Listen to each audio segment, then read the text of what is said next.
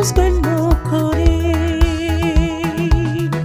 Mana yacu ngwino udukize,